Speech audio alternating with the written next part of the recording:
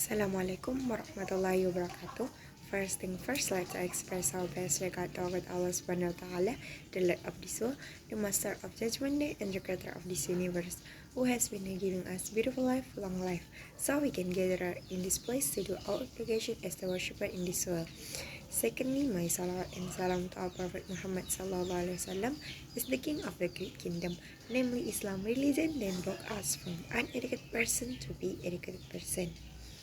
Baik, hari ini saya akan mereview materi daripada mata pelajaran ekonomi mikro Islam.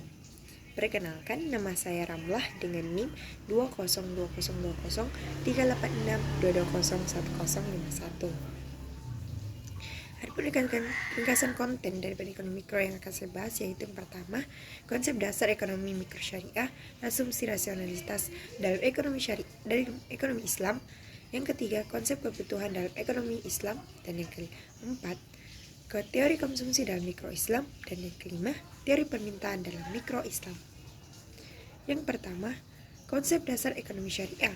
Ekonomi Islam merupakan sebuah tawaran sistem ekonomi yang lebih mengedepankan keuntungan dan kesejahteraan bersama sebagai sebuah sistem ekonomi yang paling terilhami oleh nilai-nilai kerajaan Islam yang membawa misi memberikan kesejahteraan bagi seluruh masyarakat, memberikan rasa keadilan, menanamkan semangat kebersamaan dan kekeluargaan, serta mampu mendorong dengan memberikan kesempatan seluas-luasnya kepada setiap pelaku usaha dalam memainkan perannya. Dalam perkembangan sistem ekonomi ini semakin diterima oleh masyarakat sebagai sebuah sistem yang mengatur segala aktivitas ekonomi berasaskan nilai-nilai kejujuran, keadilan, dan transparansi, berdampak pada semakin tinggi tingkat kepercayaan terhadap sistem ini. Adapun yang kedua yaitu asumsi rasionalitas dalam ekonomi Islam. Sebelum membahas rasionalitas lebih jauh, alangkah baiknya jika harus mengetahui terlebih dahulu apa yang dimaksudkan oleh pakar ekonomi ketika mereka mengatakan bahwa satu keputusan yang diambil oleh manusia adalah bersifat rasional. Teori tingkah laku dalam ekonomi tergantung pada asumsi rasionalitas. Di samping itu, teori tingkah laku manusia ekonomi yang melandasi pengambilan keputusan dalam ekonomi dan keadaan-keadaan yang secara khusus memotivasi kemunculannya. Cooper 2000. Setiap orang mempunyai pandangan yang berbeda-beda terkait pengertian rasionalitas, akan tetapi pada dasarnya memiliki kesamaan secara fundamental. Kesamaan tersebut diistilahkan dalam ekonomi kepuasan. Manusia cenderung ingin memuaskan dirinya, namun untuk memenuhi hasrat kepuasan tersebut berbeda-beda. Dalam pandangan ekonomi konvensional, manusia dianggap rasional apabila dapat memenuhi keinginannya yang bersifat materi. Pandangan tersebut berbeda dengan asumsi ekonomi Islam. Islam memandang bahwa manusia dikatakan rasional apabila dapat memenuhi kebutuhan dan keinginannya untuk tujuan jangka panjang dan materi ataupun akhirat. Dari uraian di atas dapat dipahami bahwa perilaku manusia, pilihan manusia, dan alat pemuas yang terbatas. Unsur pilihan perilaku manusia muncul sebagai bagian dari aplikasi naluri manusia untuk mencari kesejahteraan hidup. Sehingga itu harus diwujudkan melalui aktivitas perilaku. Ini tentunya merupakan cermin dari apa yang dalam diri pelakunya, yang berupa kepercayaan, kecenderungan berpikir, tata nilai, pola pikir, dan juga ideologi setiap manusia. Setiap manusia memilih apa yang terbaik dalam hidupnya, dan apa yang dipilih merupakan hal yang wajar-wajar saja, sebab manusia punya rasa, idealisme, dan ukuran untuk serta kecenderungan tertentu yang menjadi standar yang untuk memilih dalam hidupnya.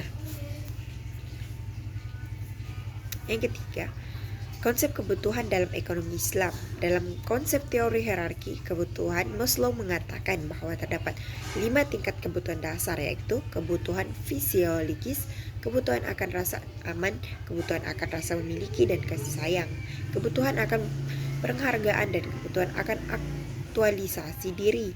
Adapun dalam perspektif Islam, kebutuhan oleh konsep maslahah adalah segala sesuatu yang memberikan manfaat baik untuk di dunia maupun di akhirat. Menurut Syatibi, kebutuhan dibedakan menjadi 3, kebutuhan pokok, kebutuhan sekunder, dan kebutuhan perbaikan. Adapun yang pertama itu kebutuhan daruriyat atau primer, kebutuhan yang paling utama dan paling penting. yaitu kebutuhan yang harus terpenuhi agar manusia hidup dengan layak, yaitu meliputi menjaga agama, menjaga kehidupan, menjaga akal, menjaga keturunan, dan menjaga harta. Dan kebutuhan yang kedua yaitu hajat sekunder, yaitu kebutuhan setelah kebutuhan dari yang pertama tadi. Apabila kebutuhan kedua ini tidak terpenuhi dan tidak akan mengancam keselamatan kehidupan manusia, namun manusia tersebut akan mengalami kesulitan dalam melakukan sesuatu kegiatan. Dan yang ketiga yang itu tersir tasya, kebutuhan tidak mengancam kelima hal pokok yang menjaga agama, menjaga kehidupan, dan lain-lain, tapi ini menjaga serta tidak menimbulkan kesulitan manusia. Adapun teori permintaan secara Islami, adapun dalam ekonomi Islam, ya loh, konsep yang digunakan dalam ini adalah ketika menilai atau menentukan komoditi barang atau jasa, bahwa tidak semua bisa digunakan atau dikonsumsi. Alasannya karena harus bisa membedakan antara barang atau jasa yang halal dan haram. Di dalam fungsi permintaan juga diartikan sebagai pendekatan yang maslahah, di mana masalah ini bisa diukur dalam satuan nominal dan memperoleh maslahah yang memaksimumkan atau optimal konsumsi, maka konsum akan mencapai falah dan kesejahteraan. Pendapat Ibnu Tabi ada hal-hal yang mempengaruhi permintaan, yaitu keinginan dari masyarakat mengenai suatu barang yang bermacam-macam jenisnya, keinginan yang selalu tidak sama, jumlah dari calon pembeli pada satu barang, kualitas konsumen yang mana memiliki pendapatan atau gaji menjadi salah satu ciri kualitas konsumen yang baik, tingkat kebutuhan satu barang, metode dalam pembayaran tunai dan angsuran, besarnya dalam transaksi ketika biaya transaksi dari suatu barang mengalami penurunan, maka akan terjadi permintaan yang jadi naik. Mungkin sekian saja dari pemaparan review materi saya. Terima kasih. Dan moto yang selalu sempat yaitu ya, you get what you work for, not what you wish for. Apa yang kita kerjakan pasti akan kita dapat, bukan apa yang kita hanya harapkan.